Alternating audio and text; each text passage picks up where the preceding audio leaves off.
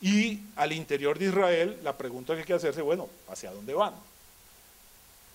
¿Va a seguir, va a primar en el gobierno la línea Netanyahu, o no Netanyahu, Lieberman-Netanyahu, la línea radical, la línea intransigente, la línea poco dispuesta a la negociación, o puede que se produzca un cambio y se presente la oportunidad de una línea Livni-Netanyahu, una línea más conciliadora, un nuevo gobierno de centro izquierda si se quiere, que podría perfectamente ser la base para avanzar en esas negociaciones. Eso es una gran incógnita y sería definitivamente cualquier desenlace en esa posición actualmente del gobierno israelí, sí sería definitivamente una que representaría un cambio, una transformación de la región hacia estabilidad, hacia progreso y que facilitaría inclusive la transición dentro de todos los países de la región, que ya no verían en ese tema, como les mencionaba al comienzo, ya no verían en la falta de solución de ese problema un obstáculo para implementar reformas al interior de sus respectivos países. Entonces,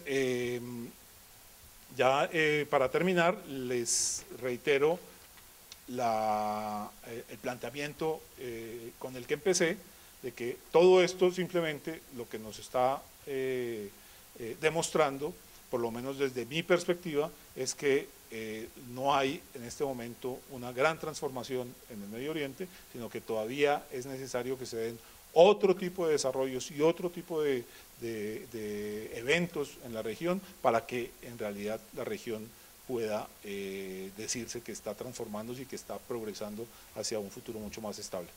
Muchas gracias. Buenos días a todos. Quiero agradecer a la Universidad Sergio Arboleda, al CERIE, por la invitación a este panel definitivamente de actualidad, al general Mora, al doctor Quintero, al doctor Fabio Sánchez.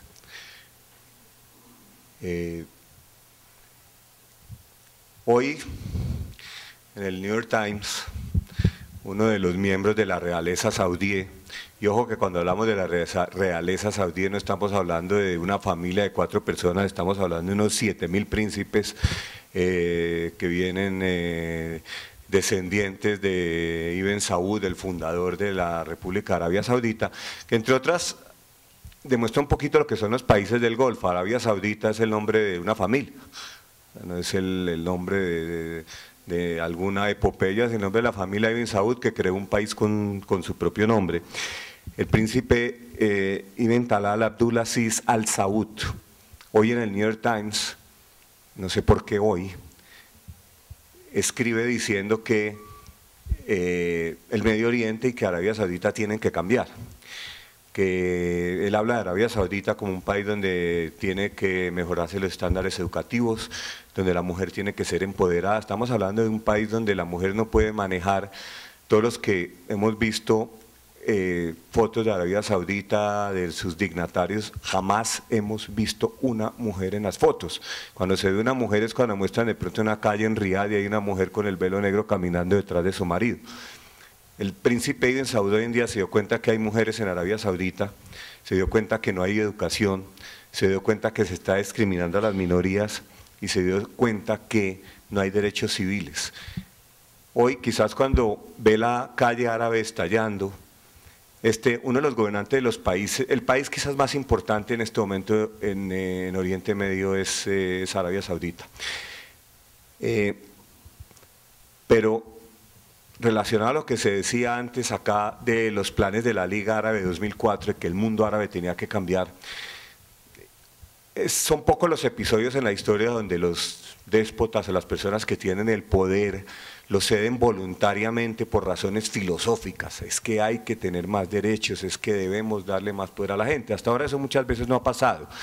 Es el ejemplo más reciente donde una persona llegó al poder en verdad para mejorar su país, es Nelson Mandela, y de esos no hay muchos, y en el mundo árabe hasta ahora ninguno.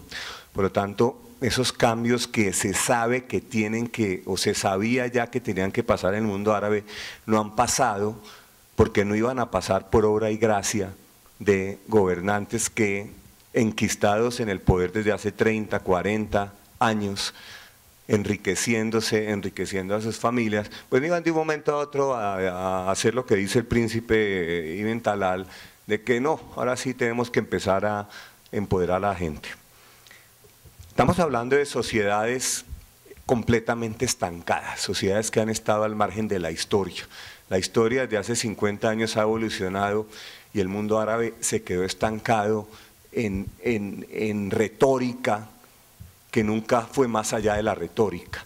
Desde la retórica del panarabismo de Nasser, que nunca llegó a ser más que llevarlo a la derrota en la guerra con Israel, en la guerra de los 6 días de 1967, en la retórica de Gaddafi y su revolución verde, en la retórica de Saddam Hussein y en la retórica de líderes que,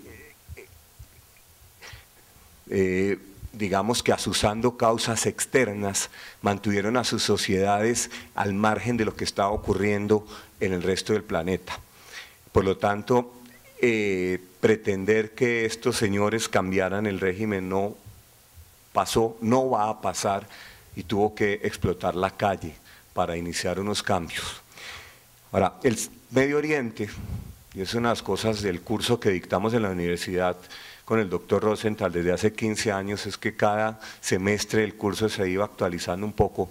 Pienso que en los próximos años el Medio Oriente entra en un periodo muy largo de inciertos cambios.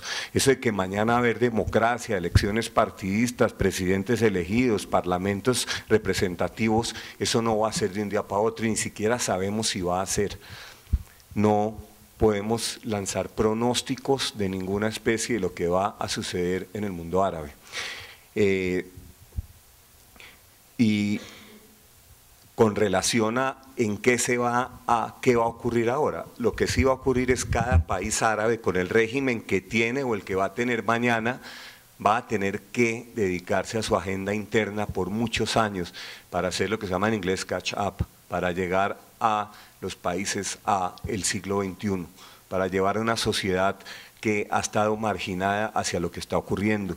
Porque hoy en día las sociedades están siendo empoderadas, primero que todo, por la interconexión, por la educación.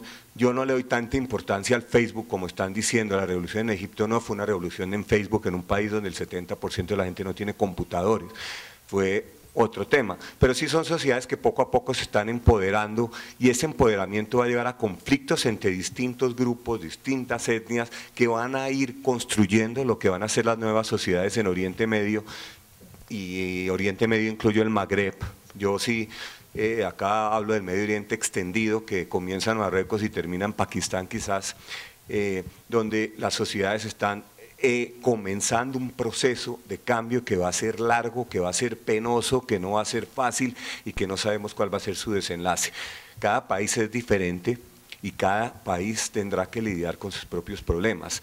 Tenemos… En el caso de Egipto, ¿qué estamos viendo ahorita en Egipto? En Egipto estamos viendo que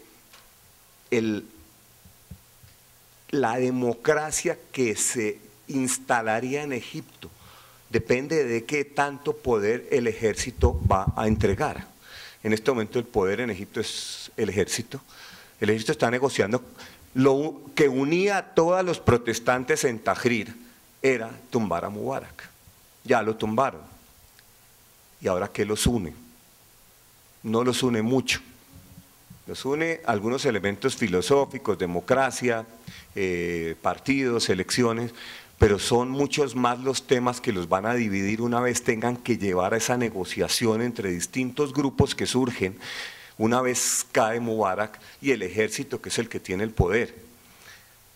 Si Egipto va a llegar a una democracia, que va a ser una democracia donde el ejército va a cumplir un papel, o el ejército va a seguir manteniendo las riendas, haciendo algunos cambios cosméticos, no lo sabemos. No lo sabemos porque la situación es demasiado fluida, son sociedades o países que no han tenido sociedad civil, y en este momento está surgiendo una sociedad civil sin un liderazgo, sin una cohesión. Y acá está la gran diferencia con la revolución iraní en 1979, para las comparaciones que se han hecho en muchos casos desprovistas de fundamento. La revolución iraní fue una revolución que tenía un líder desde el comienzo. La revolución iraní fue revolución islámica, así se llamó. El líder fue Khomeini, y a pesar de que en la revolución, y eso es para que miremos que en el mundo árabe, principalmente en Egipto y en otros países donde están dando esos cambios, algo similar puede suceder, que la revolución iraní en sus comienzos, a pesar del carácter islámico, fue una coalición de fuerzas importantes, incluido el Partido Comunista Iraní, incluidos musulmanes de izquierda, incluidos liberales socialdemócratas, que hicieron una gran coalición, y poco a poco, una vez triunfó la revolución, cae el Shah, lo que los unía, los unió, cayó el Shah, y comenzaron las purgas, comenzaron la lucha de poder. Los más fuertes fueron los islamistas. Khomeini fue descabezando poco a poco a quienes participaron en el derrocamiento del Shah para hacerse con el poder absoluto. Esto ocurrió en Irán, yo no estoy diciendo que va a ocurrir en Egipto, posiblemente no va a ocurrir en Egipto, porque cada país va a seguir un camino diferente hacia su futuro, y en la próxima década estaremos oyendo permanentemente de el Medio Oriente, lo que está ocurriendo hoy. En un año vamos a estar en las mismas, algo va a haber sucedido en algún país, en ese proceso que comienza el Medio Oriente a pasar del siglo XX temprano al siglo XX temprano al siglo XXI, porque nosotros podemos decir que desde su independencia, los países árabes lograron su independencia más o menos en la primera mitad del siglo XX, a la fecha quedaron estancados como en una suspensión animada, alimentados de promesas y en unos casos de mucho petróleo. Volviendo a las palabras de Ibn Talal, nosotros vemos hoy el conflicto en los países del Golfo, es un conflicto muy interesante. Como les dije, Arabia Saudita de la familia Saud. El tema de Bahrein, que también lo mencionó el general Mora en su introducción, es más interesante aún. Bahrein es una isla donde el gobernante de la dinastía sunita, el califa, es gobernante desde hace 200 años. El señor es el dueño de esa isla. Que algún día lo volvieron país y le pusieron bandera y le pusieron un himno, sí. Pero eso es una isla donde el señor ha sido dueño. Entonces en el mindset, en la mente de esos señores que gobiernan Bahrein, todo el tema de democracia, todo el tema de participación de la población es algo que es muy extraño para ellos. En países como Bahrein o Kuwait, con la dinastía Al Saba, que también lleva 200 años en ese pequeño oasis lleno de petróleo, donde, además muy importante decirlo, que toda la economía la mueven trabajadores extranjeros. En Bahrein hay 700.000 habitantes y hay 1.200.000 trabajadores de India, Pakistán y Bangladesh.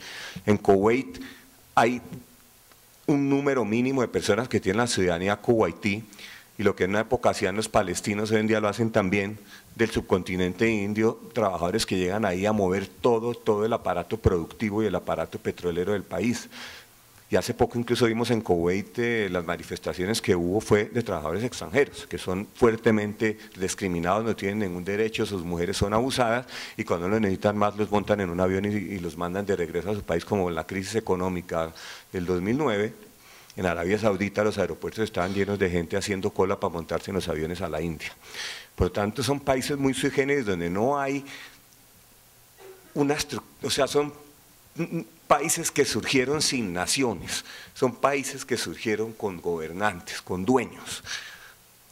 Pero el problema que es en esos países que tienen dueños, hay población que ha vivido ahí, que ha llegado ahí, y que hoy en día esa población también, afectada por el nuevo virus que recorre el Medio Oriente, de empoderar a las sociedades. Entonces los chiitas en Arabia Saudita, un país de 25 millones de habitantes, que son el 20% de la población, y ubicados en las regiones petroleras, están empezando a pensar que el país no es dueña de la dinastía Ibn Saud, sino que ellos también quieren participar ahí. Y lo mismo en Bahrein.